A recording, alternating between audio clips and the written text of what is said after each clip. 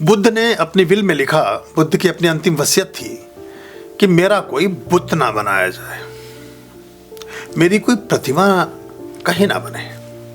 जिस स्थान पर बैठकर यह अंतिम वचन सुनाया, वहां से जो पहला शिष्य बोधिधर्मा जिस मंदिर में पहुंच करके जिसने मंदिर बनाया, शाओलिन टेम्पल चाइना में, उनमें 10,000 मूर्तियां हैं बुद्ध की। एक मंदिर में 10,000 प्रतिमाएं, हंसते बुद्धा, खड़े बुद्धा, पड़े बुद्धा, लेटे बुद्धा, चलते बुद्धा, फिरते बुद्धा, ये बुद्धा वो बुद्धा सब।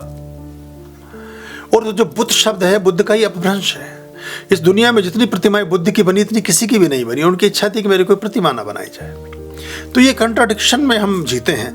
जो लोग पैसा प्राप्त करके कुछ करने की कोशिश करते हैं, वो कुछ कर नहीं सकेंगे, क्योंकि पैसा प्राप्त करने के लिए किया है। पैसा उनका हमेशा एक मोटिव रहेगा, पैसा ही मुख्य ध्येय रहेगा और पैसे पर ही फोकस रहेगा, काम पर तो फोकस होगा ही नहीं।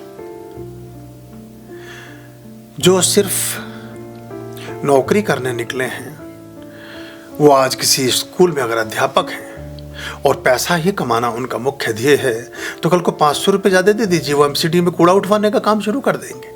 और 500 रुपये ज़्यादा दे दीजिएगा, वो हाइडल डिपार्टमेंट में चले जाएंगे। और 500 रुपये ज़्यादा दे दीजिएगा, वो रिफाइनरी में लग जाएंगे। और 5,000 रुपये ज़्यादा दे दीजिएगा, वो इसे भूषण खाने या शराब की फैक्ट्री में भी काम कर लेंगे। उनका कोई मिशन नहीं है। गुरुता, धर्म, अध्यात्म, जीवन कल्याण, परमार्थ का, सन्मार्ग का जो मार्ग है, लोगों की जिंदगियों को रोशन करने का जो उद्देश्य है, सर्वे भवन्तु सुखिनः सर्वे सन्तु निरामया के सूत्र को हर व्यक्ति के जीवन में प्रक्षेपित करने का जो मंतव्य है, ये मिशनरी हो सकता है। ये दीवानगी से भरा है। जैसे पहले समय में हर व्यक्ति अध्यापक नहीं हो सकता था।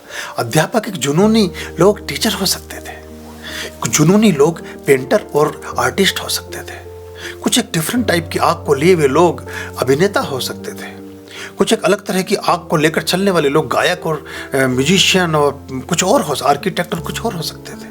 लेकिन अभी तो कोई भी हो सकता है, तो वो कोई हो नहीं सकता है। ये बड़ी मुश्किल बात है, क्योंकि जिंदगी में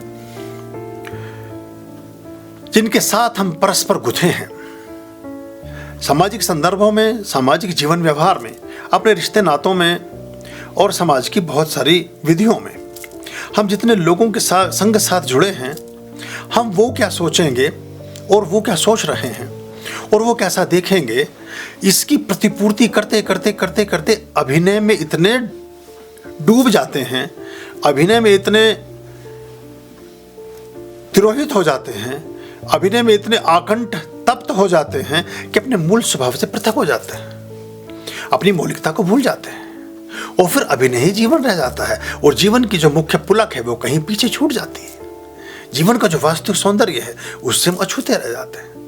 जीवन की जो वास्तविक गरिमा है और जीवन को जीने की जो कला है, उसका कभी हमें दर्शन ही नहीं होने पाता है, उसको कभी देखने ही नहीं पाते हैं। हम उससे च्युत हो जाते हैं, उससे पृथक हो जाते हैं, उससे रिक्त रहते हैं, उसे ना पाने के अभागे बने रहते हैं। तो वो दृष्टि चूकी और किसी को किसी से कोई परवाह नहीं है। आप पूछें कि मैंने 1 जनवरी को कौन से रंग के वस्त्र पहने थे, तो शायद पत्नी भी ना बता पाए पति को और पति भी ना बता पाए पत्नी को कि आपने क्या पहने थे। 12-13 दिन की ही बात है।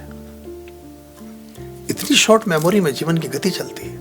लेकिन पता नहीं कितने बड़े जस्टिफिकेशन में हम 100 वर्ष के जस्टिफिकेशन में हम काम करते हैं। उम्मीद एक पल की नहीं है और इंतजाम 100 बरस का। तो ये अगर हमें बोध हो जाए, ये अगर हम ज्ञान में ले लें, तो चीजें और बेहतर और आसान हो जाती हैं। खुश रहिए।